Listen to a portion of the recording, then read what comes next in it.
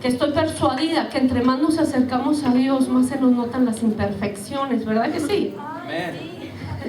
Es como cada vez que usted se acerca al espejo. Amén. Algunos ya no se ven mucho pelo por aquí, otros se ven que la barba la tienen por acá, ¿verdad? Cuando usted se acerca a un espejo, pocas veces se puede ver qué tan lindo es usted. Pocas veces usted se puede chulear. ¿Qué es lo primero que ve?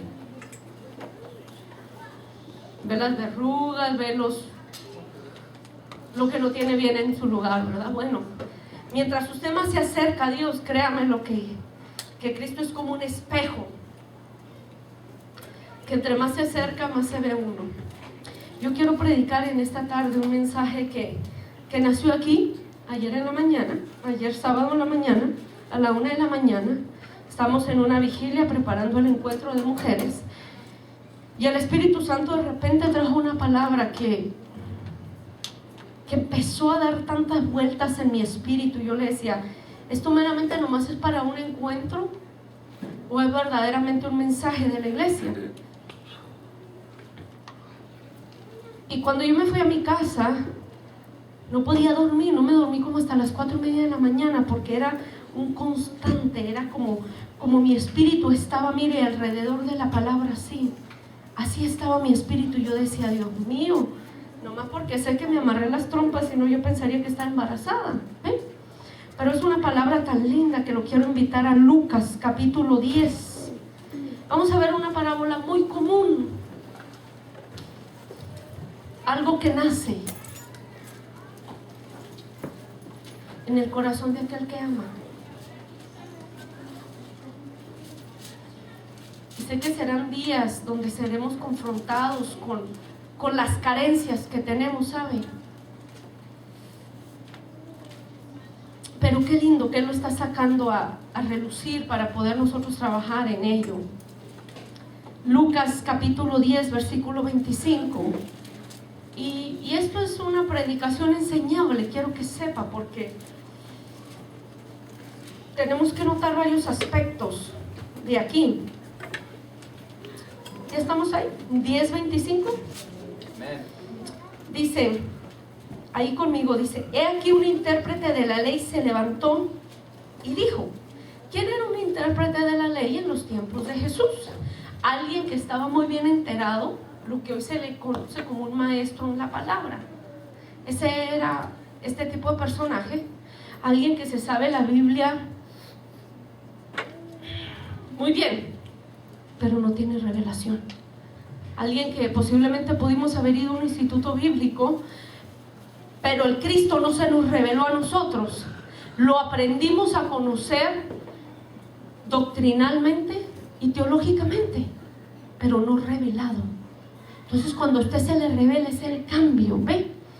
Entonces esta persona era un doctorado en la ley de Moisés y le dice: maestro, ahí estamos en el 25, y mira la pregunta que le hace: ¿haciendo qué cosa heredaré la vida eterna?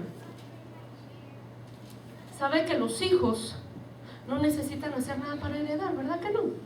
¿O sí? Por el simple hecho de que son los hijos, heredan.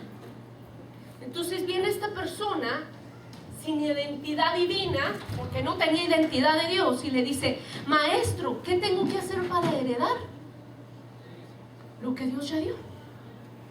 Evidentemente no sabía de lo que estaba hablando.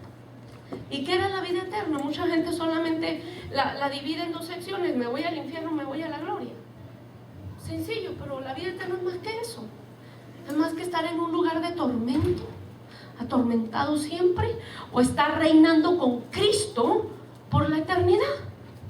Y son varios sucesos. Entonces viene esta persona con una mentalidad de conocimiento, pero sin revelación. Y es ahí a donde yo quiero llevarte, iglesia, a que subas de nivel. Te quiero llevar a que este año te apasiones por conocer a un Cristo revelado, a un Cristo que se te revele a ti. ¿Por qué? Porque si el Cristo se te revela a ti, la vida eterna es tuya, porque Él es en la vida eterna. ¿Sabes? Cristo es la vida. Entonces, ¿qué dice este personaje? ¿Qué debo hacer? para heredar la vida eterna. Él le dijo, hablando Jesús, ¿qué está escrito en la ley? Segunda pregunta. Tercera, ¿cómo lees? Aquel respondió, dijo, amarás al Señor tu Dios con todo tu corazón, con toda tu alma y con todas tus fuerzas, y con toda tu mente, y a tu prójimo como a ti mismo. Eso decía en la ley.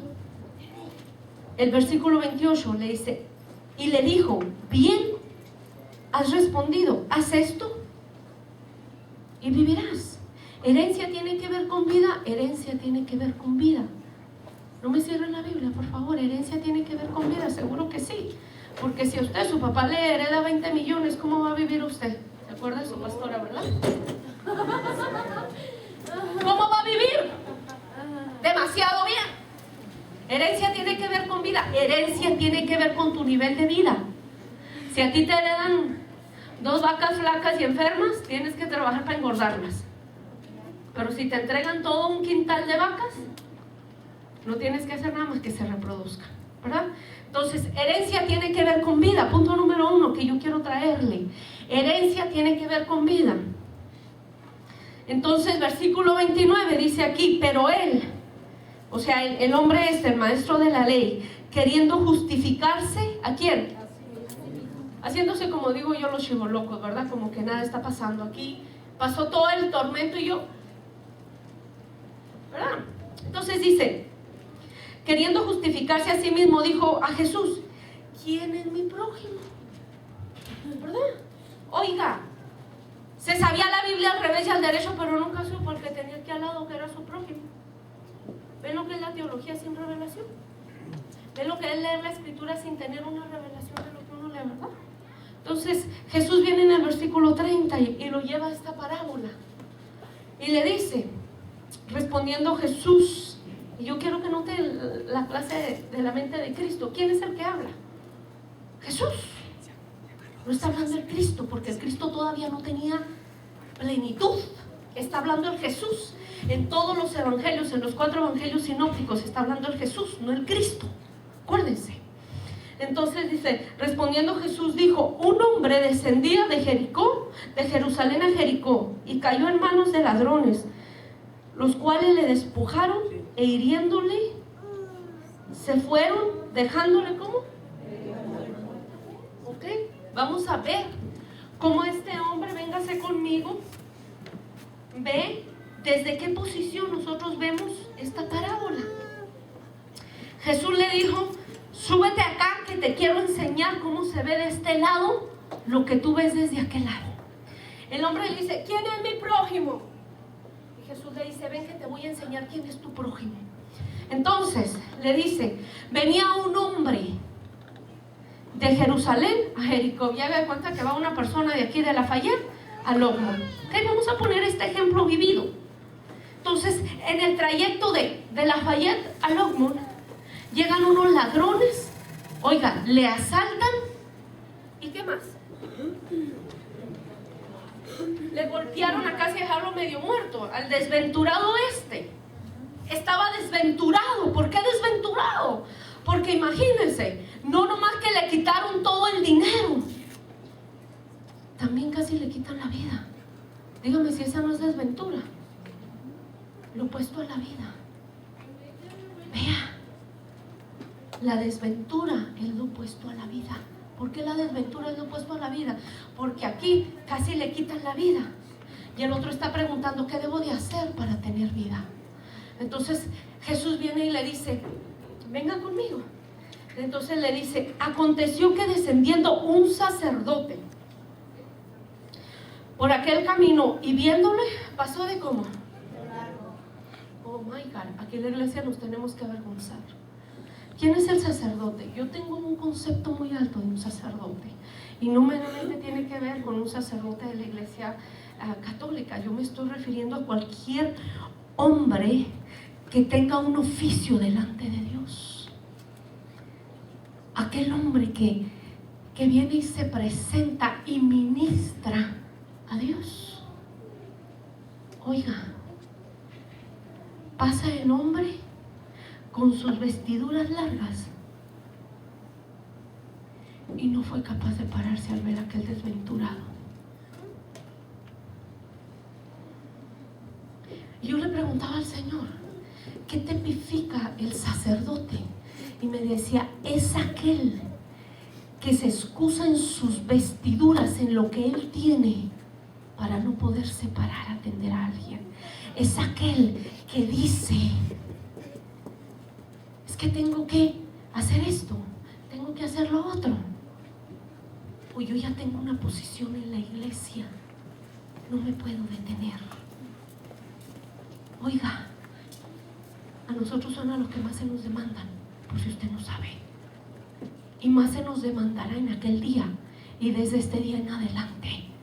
Entonces, imagínense, ve al desventurado tirado por ahí, pidiéndole por favor una ayuda tan siquiera para poderme levantar. ¿Y qué hace el sacerdote? Con sus vestiduras largas, que a lo mejor le estorbaban para agacharse, ¿qué hace? Yo no oigo, tengo orejas de pescado. ¿Cuántas veces hemos pasado en la vida así? Porque tengo una posición adentro de una congregación, no soy capaz de detenerme a darle la mano a aquel desventurado que está tirado en el camino. Oh my God, esto nos tiene que remover hasta las entrañas en este día. ¿Usted sabe por qué? Porque yo me pregunto, ¿con qué autoridad se presentará ese sacerdote delante de Dios? ¿Con qué autoridad se puede presentar ese hombre delante de Dios y su sacrificio sea acepto? Si cuando Dios lo quiso utilizar para levantar a aquel desventurado por su vestimenta, no se pudo detener. Entonces mira, sigamos leyendo la parábola. En el versículo 32 dice, asimismo un levita. ¿Y quién es un levita en nuestros tiempos? Un levita son los servidores o los ujieres, aquellos que sirven adentro de una congregación. ¿Sabe? Los levitas eran los que armaban el tabernáculo, los que ponían la silla, los que servían la mesa. Los levitas eran aquellos que servían adentro de las cuatro paredes. Por eso es que la iglesia no es cuatro paredes. La iglesia hace un buen rato que salió de las cuatro paredes. Porque mientras tengamos la mentalidad de la iglesia dentro de las cuatro paredes, nos va a pasar lo mismo que a Levita en la vida. Lo mismo que a Levita nos va a pasar. ¿Y qué tipifica el levita en nuestra vida? Aquel tipo de individuo que está tan ocupado. Oh, no puedo. Ay, es que usted no sabe qué tengo que hacer. Oh, es que, mire, tengo mi agenda llena de compromisos. Oiga, escuche por un momento. Usted quería utilizar para levantar a aquel desventurado que estaba en el camino. Y a él no le importó cuánta gente o cuántos compromisos tuvieras en tu agenda. Él tan solo quería utilizar tu mano. ¿Quién necesitaba más a Levita? ¿Las sillas del templo o el desventurado? Porque el desventurado estaba entre la vida y los haceres adentro de una iglesia. Las sillas pueden esperar. Y si no, yo le hubiera dicho, pues hay el que venga entrando, que se agarre su sillita y se siente. Sí, pero mire la mentalidad que tenemos. Mire por un momento la mentalidad que tiene que venir a romper el Cristo viviente en nosotros. Vemos a cualquier desventurado en la calle y el primer argumento para no servirle, ¿cuál es? O es que usted no sabe mi agenda, estoy muy ocupada. O es que usted no sabe todo lo que yo tengo que hacer. Si yo le doy a usted mi agenda, usted sale corriendo. Mira, por un momento, a Dios, ¿qué no le importa tu agenda? A Dios le importa que allá hay una necesidad y hay que irla a suplir. Este necesita la mano para que se levante. Entonces, aquel retorcido de su mente, porque conocía, igual que Satanás, la Biblia. Oiga, Satanás conoce la Biblia, yo se lo tengo que decir a usted. Satanás conoce de Génesis a Apocalipsis, pero jamás el Cristo se le ha revelado. Tiene conocimiento, pero no tiene revelación. Conoce la letra, pero no conoce la vida que está atrás de la letra y lo que produce vida. Entonces dice en el versículo 32, asimismo un levita, llegando cerca de aquel lugar y viéndole, pasó de largo. Y yo vengo y me pregunto, ¿a qué le sabría aquel levita venirse y presentar delante de Dios? Aquí vengo a servirte, enfrente de todos los hermanos, aquí vengo yo, mira, hasta mi café traigo. ¿Verdad que nos hacemos el café, verdad? Aquí traigo mi gafeta, aquí traigo mi saco, aquí vengo a servirte. Pero ¿quién necesitaba más a levita? ¿El desventurado tirado o las sillas? ¿Sí me entienden? Y nosotros que nos decimos cristianos, que a veces ni a cristianos llegamos, discúlpeme usted. ¿Por qué? Porque estamos tan carentes de lo que es Cristo en verdad. Versículo 33 dice, pero un samaritano, diga un samaritano, un samaritano que iba de camino vino cerca de él y viéndole, ¿fue qué? Oiga, ¿usted sabe por qué el samaritano se movió a misericordia? Porque el samaritano sabía lo que era ser rechazado. Póngame atención por un momento.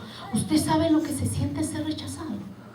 ¿Usted sabe lo que es que le pongan en un lado y que le resten importancia a su vida? ¿Usted sabe qué es eso? Así se sentía aquel desventurado que estaba tirado en la calle, un rechazado. ¿Por qué? Porque pasaba la gente y le miraba de lejos. Y a nosotros se nos ha olvidado de dónde hemos venido. A nosotros se nos ha olvidado. ¿Qué se nos ha olvidado? Que venimos muchas veces del rechazo, hemos llorado el rechazo y a lo mejor porque ya tenemos unos 20 encuentros encima y hasta se nos olvidó que era el rechazo. Sí. ¿Y sabe qué hemos hecho nosotros? Nosotros hemos canjeado lo que es el amor por las cosas que se pueden ver por afuera. ¿Cuántas veces el amor lo hemos suplido? ¿Con qué? Con un bonito traje, con un bonito carro, con una casa. Pero ¿para qué cubrirnos las carencias? Si nomás te quitas lo que la cubre, te darás cuenta que ahí está. ¿Qué te dio a entender que el sacerdote, por qué el sacerdote no se paró? Porque estaba tan careciente de amor que no tuvo ni la fuerza para agacharse. Oye, si ese ministraba a Dios. Esto es lo que más me espanta de la iglesia de estos tiempos. ¿Qué representaba el levita? Aquel que tiene apariencia de bueno, aquel que está metido en la iglesia, ¿sabes? Y que tiene buena apariencia, pero tiene un corazón de lobo rapaz, que no es capaz de condolerse con aquel desventurado que está tirado en la calle. Porque ya tengo mi puesto adentro de la iglesia, porque es que yo soy el músico principal, es que yo soy el maestro principal. Mira, quítate eso en la cabeza. Van a llegar días que te toparás con desventurados en la calle y tendrás que levantarlos. ¿Oíste? ¿Por qué? Porque ¿cómo te presentarás delante de Dios? Esa es mi grande pregunta. ¿Cómo nos presentaremos delante de Dios? ¿Cómo podremos levantar las manos y decirle, Dios, aquí estoy para adorarte, si cuando me diste una encomienda no la saqué? Miren que está basada la carencia de la misericordia y de la compasión. El samaritano fue movido a misericordia. ¿Quién representa a un samaritano? Aquel alguien que había sido rechazado. ¿Sabe qué hacemos nosotros? En vez de ser samaritanos, empezamos a apuntar con el dedo. Empezamos a decir, tú te lo mereces, pues es que esa es tu vida, ahí andabas. Sí. Vemos a cualquier desventurado en la calle, vemos a aquel que tiene ya el hígado podrido de la cirrosis y en vez de darle una palabra de aliento para que el cuate salga de ahí, le decimos, ¿qué le decimos? No, tú te lo tomaste, ¿verdad? ¿Verdad? Fue tu culpa. Ese es un desventurado que a causa de no tener amor propio en él, vino y se tragó el alcohol. Pero no deja de ser desventurado en la vida, porque está casi medio muerto, porque no tiene vida. Entonces, ¿qué hace aquel?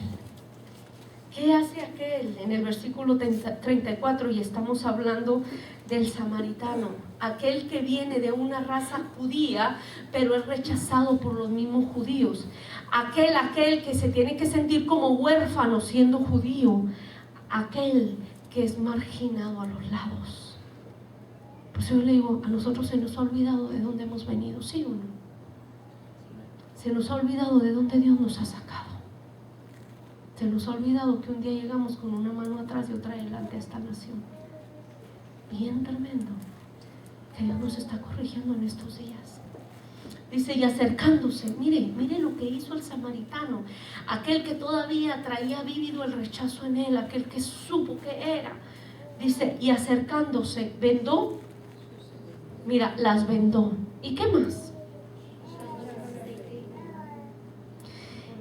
Y poniéndole en su cabalgadura. ¿Cuántas cosas hizo este samaritano?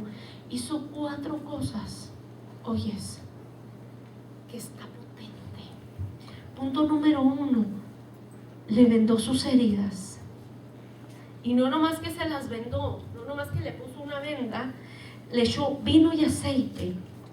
Y después lo puso en la cabalgadura, porque él sabía que el cuate no podía caminar. Él sabía, tuvo que dejar su posición de arriba del caballo para que él se subiera al caballo. ¿Cuántas veces no somos capaces de movernos? Porque esta es mi posición. Amén. Y lo otro, lo llevó al mesón o al hotel para que descansara. ¿Y qué le dijo Cristo? ¿Qué le dijo Jesús? Lo mismo que te dirá si te vuelves en amor y en compasión hacia los demás. ¿Qué le dijo? Y al otro día al partir sacó 2 denarios y los dio al mesonero y le dijo, cuídamelo, y todo lo que gastes de más, ¿yo qué? ¿Será que Dios será tan capaz de dejarte con una deuda por levantar a alguien? Entonces, ¿a qué le tenemos temor? A no ayudar cuando vemos de lejos. ¿A qué le tenemos temor? Yo le voy a decir algo. El egocentrismo nace desde tu posición de necesidad, desde la posición de miseria. El egocentrismo nace desde la pobreza desgraciada donde crecimos. Sí, muchos de nosotros crecimos con una pobreza desgraciada, y digo desgraciada porque no tiene la gracia de Dios la pobreza. Dios nunca ha querido la pobreza para nosotros. Pero ¿sabe qué? La pobreza nos enseñó a ser mezquinos. Nos enseñó a hacer esto para acá y nada para allá. Esto es para acá y nada para allá. Desde ahí nace el egocentrismo, desde una posición de necesidad, donde son primero mis dientes. ¿Usted ve por qué los dichos nos han marcado tanto en la vida? ¿Usted ve por qué los dichos nos hemos quedado entrelazados nuestros pies con nuestros propios dichos? ¿Cómo dejaremos a un desventurado morir si tú y yo tenemos algo para darle? ¿Cómo dejaremos a un desventurado ahí a la intemperie si entre tú y yo podemos levantarle? Y Jesús nos dice, y cuando yo regrese, te pagaré lo que hayas gastado en él. Entonces, ¿desde dónde te detiene el no dar para que el desventurado se levante? Pregúntate por un momento. Te detiene desde la posición de pobreza y de miseria. Ay, ¿qué tal y si le doy a Carlitos? Vaya y me quede yo sin nada. Oiga, Eso es limitar a Dios. Vaya, y yo le di a Carlitos mi carro el bueno porque a él se le ponchó el de él. Eso es limitar a que Dios me dé a mí mañana. ¿Usted sabe por qué? Porque Dios dice, eso era lo que yo quería usar para bendecirte con un carro mejor. Nosotros hemos tenido 2 experiencias en 4 años. 2 experiencias. La primera fue cuando Dios nos pide que sembremos el primer carro. Bueno, el segundo que mi esposo sembraba. Y sembramos ese. Y nos siembran un carro. Sembramos el segundo y nos dan una mini B.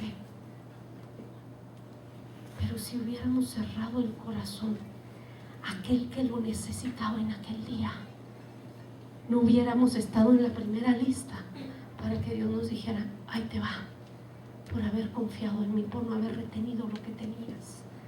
Entonces, ¿desde dónde nace mi egocentrismo? Desde mi posición de miseria. ¿Cuántas veces nos sentimos más seguros con tener los miles en el banco? Porque el dinero en el banco te da seguridad, ¿verdad? Porque nos conformamos más con tener el dinero en el banco que confiar mañana que Dios es el dueño del oro y de la plata para bendecirme. ¿Se me entiende? ¿Tú no crees que Dios sea capaz de abrir el mar rojo por ti? ¿Tan poca cosa te crees delante de Dios? ¿Tan poca cosa crees que tú eres delante de Dios que no vales que Él abra el mar rojo por ti? Estás confiando en lo que tus ojos pueden ver, y Dios está confiando en lo panorámico de Él. Iglesia, vamos a despertar del letargo donde hemos estado metidos. Se acabó la iglesia de 4 paredes. Se acabó, no más la iglesia de 4 paredes. Si usted y yo no somos capaces de ir a levantar a aquel que está tirado, no valemos nada. No valemos nada. ¿Cómo vamos a mostrar el amor? Aquí usted me puede abrazar todo lo que quiera y me ama, y yo a usted. Pero ¿quién es el que necesita su amor? ¿Quién es el que necesita nuestro amor? Los desventurados que no tienen esperanza para vivir. Aquellos que se les ha ido con los días la esperanza de un mañana. ¿Sabe cómo? ¿Para qué nos quedamos encerrados en 4 paredes? Y Dios nos llevaba tan fuerte a arrepentirnos. ¿Cuántas veces hemos ido a encuentros y qué hemos hecho en los encuentros? ¿Hemos visto números? ¿O hemos visto a las personas que van casi medio muertas? ¿Qué hemos visto? Entonces el versículo 36 dice algo poderosísimo que yo quiero llevarte a meditar. Le dice Jesús, ¿quién pues de estos 3 te parece que fue el prójimo del que cayó en manos de los ladrones? ¿Tú qué piensas? ¿Quién fue el prójimo? ¿Quién fue? ¿El hombre? Él dijo, el que usó de misericordia con él. ¿Y qué le dice Jesús?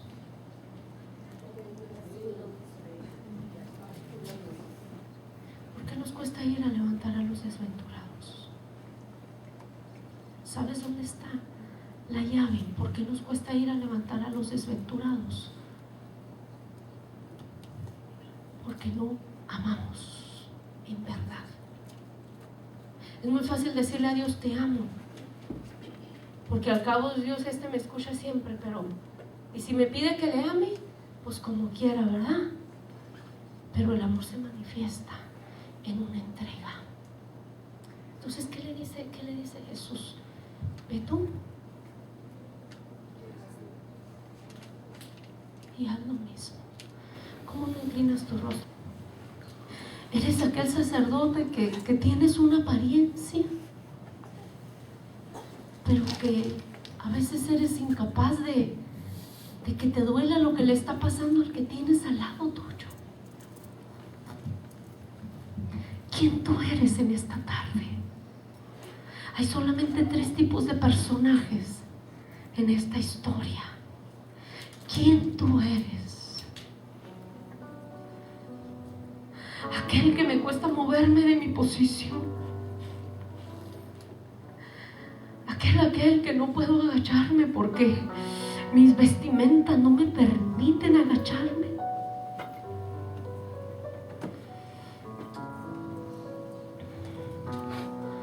O eres un levita que te escondes atrás de tus agendas ocupadas. ¿Quién tú eres? Eres un levita que cuando Dios te está pidiendo entregar algo, dices, tengo que hacer esto, tengo que hacer aquello. Y puedes ver a esa persona sufrir y casi desgarrarse de dolor por dentro. Y todavía podemos permanecer indolentes. Vamos, ¿quién tú eres? ¿Quién tú eres en esta tarde? Te dice Dios, ¿quién tú eres? ¿Quién tú eres? Eres aquel que tu vestimenta no te permite doblarte y darle la mano a aquel desventurado que está tirado en el camino. ¿Quién tú eres en esta tarde? Oh, ¿quién tú eres? Ya se te olvidó cuando tú llegaste a esta nación que no tenías nada. Ya se te olvidó cuando tú llegaste y tan solo pedías que te ayudaran.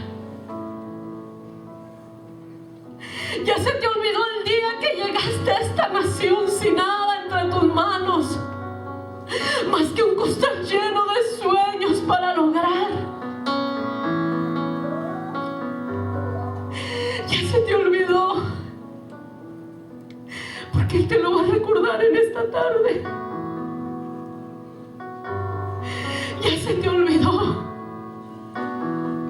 cuando no tenías nada y tan solo extendías la mano para que alguien te ayudara. Ya se te olvidó que hay alguien desventurado en el camino que tan solo está pidiendo la mano, como la pediste tú hace unos años atrás. Ya se te olvidó. Vamos, ya se te olvidó cuando tan solo querías una oportunidad para salir adelante y Dios te puso gracia delante de los ojos de alguien y te dio la mano y te levantó. Y ahora que ya tienes un carro, tienes un puesto, tienes una posición, te has olvidado del desventurado del camino. Vamos, Dios te está diciendo, ¿quién eres tú? ¿Quién eres tú? ¿Quién eres tú? Yo me tuve que identificar con el levita, ¿sabes? Porque sé que muchas veces estoy ocupada, pero siempre puedo hacer un tiempo para hacer lo que se necesita hacer.